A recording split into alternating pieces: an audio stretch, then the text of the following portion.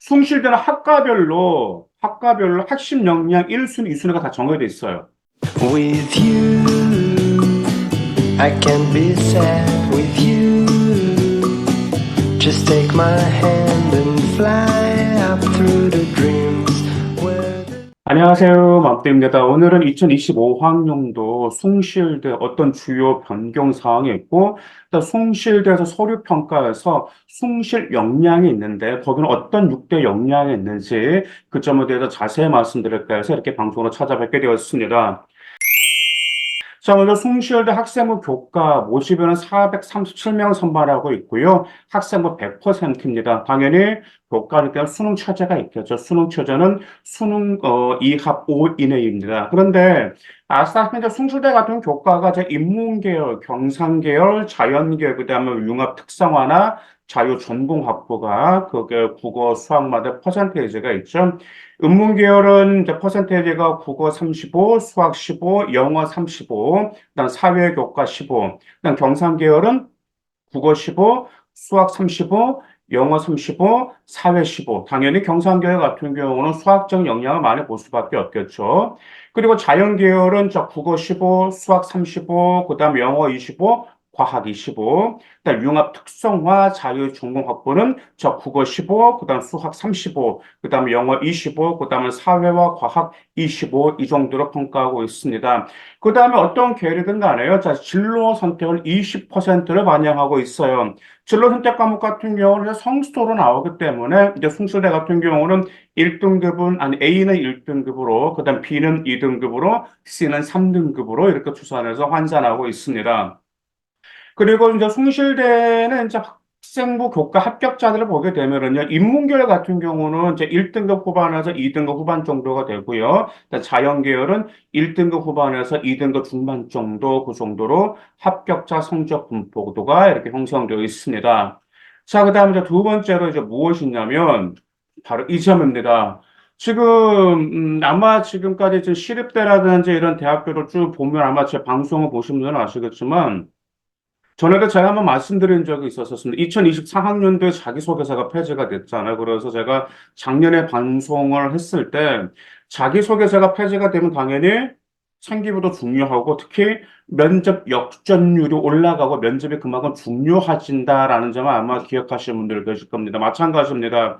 지금 시립대 같은 경우도 지금 2025학년도부터 면접이 50%가 됐는데 숭실대 역시 2024학년도까지 면접이 30%였는데 2025학년도에 무려 면접이 50%가 형성됐습니다. 그리고 또 하나가 2024학년도까지 숭실대는 면접 시간이 10분이었어요. 그런데 2025학년도부터 면접 시간은 15분으로 늘어나겠다라는 여러분들 기억하실 필요가 있어요. 즉, 말 그대로 무엇이냐면, 네, 2023 똑같아요. 자기소개서가 폐지가 되었기 때문에 또 대학교 평가자는 학교별로 이 생활기록부의 기록이 틀리고 선생님들 역량에 따라서 상기부에 틀리다라는 걸 잘 알고 있어요. 그러다 보니까 면접에서 정말 이 아이가 실력을 가지고 있는 건지 서류 진위 여부와 근데 아이가 그 활동을 했다라면 정말 본인이 했던 활동인지 그 활동에서 그 역량이 드러났는지 이런 점들을 명확히 판단하겠다라는 점입니다. 그러다 보니까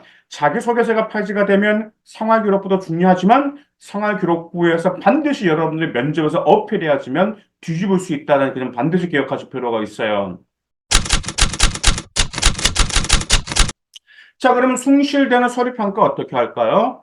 학업 역량 20%, 진로 역량 50%, 숭실 역량이 30%입니다.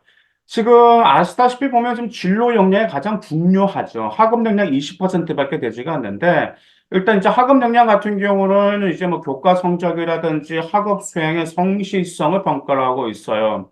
그래서 이제 학업 역량 같은 경우는 숭실대가 학기별 발전 정도라든지 그다음 교과목 이수 환경을 포함한 종합 평가가 들어가고 있고 그리고 또 숭실대 같은 경우는 주요 교과와 그러니까 전공과 관련된 교과와 전체 교과 차이에서 성실성을 많이 평가하고 있어요.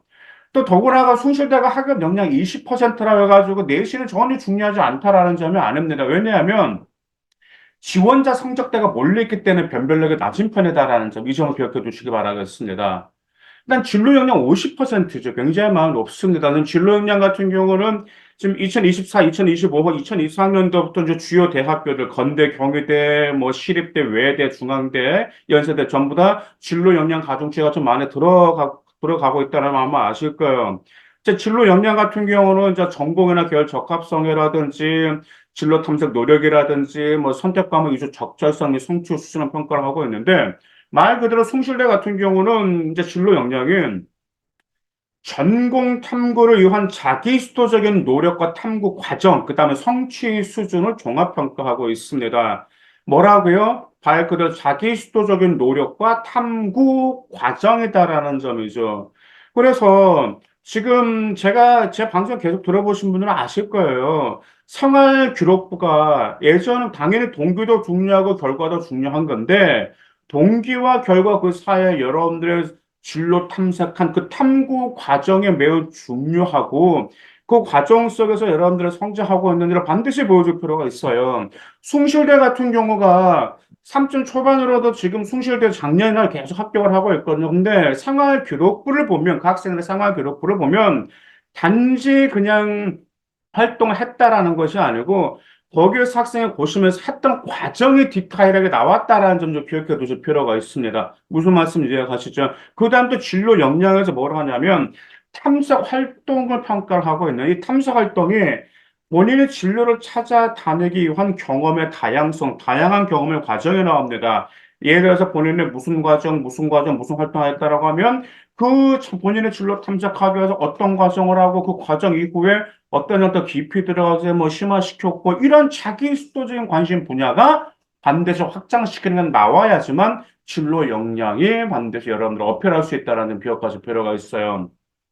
자, 그다음 숭실 역량이라는 게 30%인데 이제 숭실 역량이라는 게 이제 숭실 인재상에 적합한지 그다음에 성실성과 인성을 평가하고 있어요. 즉 지원 학과에서 요구하는 핵심 역량을 가지고 있는지와 학과에 우리 대학교 입학을 해서 적응 가능성과 발전 가능성이 있는지를 평가를 하고 있는데 지금 2028학년도 서울대에서도 이제 그 정시에서 뽑을 때 이제 이런 점들 왜냐하면은 굉장히 중도 탈락률이 높다라고 그랬었잖아요. 중도 탈락률이 높은 게 전공 충실도가 부족하다라는 점. 그러다 보니까 아이들이 등록도 안 하고 포기를 해버린다라는 말이에요.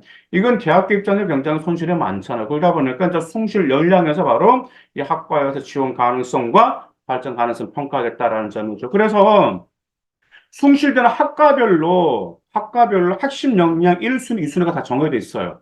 6대 그게 역량이 있는데 이제 바로 말씀드릴 건데 1순위하고 2순위가 정해져. 예를 들어서 경제학과는 1순위가 창의 역량이고 2순위가 융합 역량이고요. 물리학과는 1순위가 창의 역량, 2순위가 글로벌 역량이다라는 말이야. 그러니까 전기공학부 같은 경우는 1순위가 창의 역량이고 2순위는 의사소통 역량이다라는 말. 이러다 보니까 학과별로 요구하는 역량 다 틀려. 그래서 그 역량이 궁금하신 분은 밑에 댓글 달아주세요. 밑에다가 학과를 댓글 달아주시면 그 학과에서 요구하는 역량 1순위, 2순위가 무엇인지 그대로 말씀을 드리도록 하겠습니다. 그리고 숭실 역량은 당연히 또한 아까 인성에는 공동체 역량도 같이 평가하고 있다라는 점입니다. 자, 그럼 숭실의 6대 핵심 역량은 뭘까? 6대 핵심 역량은 첫 번째 창의 역량, 융합 역량, 공동체 역량, 의사소통 역량, 리더십 역량, 글로벌 역량이에요. 자, 근데 이제 뭐 공동체 역량이라든지 의사소통 역량은 아마 이제 여러분들 아시고 또 아실 거란 말이야. 근데 이제 창의 역량 같은 경우는 단위 뭐 어떤 뭐 이런 창의적인 융합적인 것은 아니고요. 숭실대에서 보는 것은 제일 먼저 새로운 관점과 호기심 먼저 가지고 있어야 됩니다. 그래서 새로운 관점과 호기심을 가지고 먼저 문제를 발견하고 나서 그 문제를 발견하면서 그 뭐 변화라든지 결과를 만들어내는 능력의 창의 역량에 포함되고 있고요. 그다음 또 한 이 정도 있더라고 역량 평가 요소에 시대의 흐름을 평가하면서 혁신적인 변화를 이끌어내는 능력도 숭실대에서 창의 역량으로 보고 있습니다. 일단 융합 역량은 네 맞습니다. 전공에 대한 전문성도 필요해. 근데 전공에 대한 전문성도 필요하지만 다른 학문에 대한 이해 및 개방적인 태도를 바탕으로 여러 분야의 지식의 기술을 통합해서 구성하거나 가치를 창출하는 능력이 바로 융합 역량입니다. 어쨌든 융합 역량 같은 경우는 여러분들이 충분히 보여줄 수 있어요. 타 학문과의 융합성 충분히 보여줄 수 있고 여러분의 과목과 진로와 융합적 역량도 보여줄 수 있고 과목과 과목끼리의 융합적인 역량도 보여줄 수가 있습니다. 그래서 이제 이런 창의적인 역량과 융합적인 역량이 그래도 제일 중요하기 때문에 현재 숭실대를 노리는 학생, 숭실대가 목표인 학생들 같은 경우는 반드시 이것을 어떻게 보여줄지 미리미리 여러분들이 좀 이번 시간에 있을 때 계획하실 필요가 있어요. 이제 공동체 역량은 네, 이제 그 점이죠. 공동체에 대한 관심을 가지고 있고 또 숭실대는 이제 기독교 재단이다 보니까 이제 기독교 정신을 바탕으로 해서 이제 사회 통합을 구현하는 것 그런 점들이 있고요. 자, 리더십 역량은 일단 자기 개발과 이제 뭐 대인 관계가 이제 좋다라는 게 행태가 당연히 나와야 된다. 그리고 나서 도전 정신을 가지고 공동체 성공을 달성한 능력입니다. 그래서 이제 보통 이제 이런 점은 어디에서 충분히 보여줄 수가 있어요. 여러분들 동아리 활동에서도 보여줄 수도 있고, 자, 팀별 과제 활동에서 보여줄 수가 있습니다.